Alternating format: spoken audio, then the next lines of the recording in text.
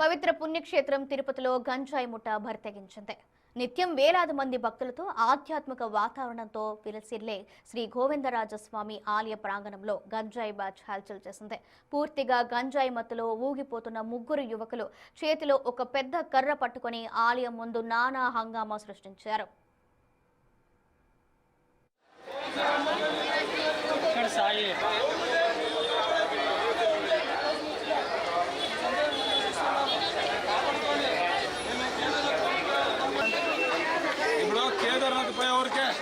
నాకు నా పిల్లలకు అభిషేకమైంది ఏమే అన్ని కొట్టి సంపదండారు నాకు ప్రాణం మీద అభిషేకం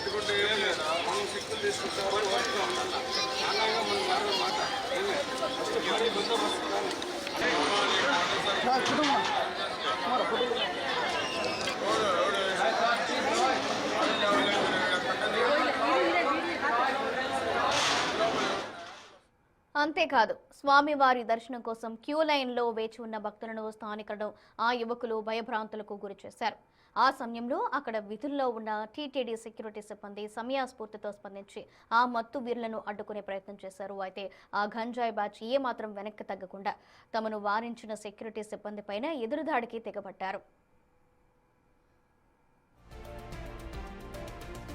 ఆలయ పవిత్రతను సైతం మరిచి గంజాయి మత్తులో ఇలాంటి ఘోరానికి ఒడిగట్టడంపై భక్తులు స్థానికులు తీవ్ర ఆగ్రహం వ్యక్తం చేస్తున్నారు. ఆలయాల వద్ద భద్రతను మరింత కఠినతరం చేయాలని, పుణ్యక్షేత్రాన్ని అపవిత్రం చేస్తున్న ఇలాంటి గంజాయి ముఠాలపై పోలీసులు టీటీడీ కఠిన చర్యలు తీసుకోవాలని భక్తులు డిమాండ్ చేస్తున్నారు.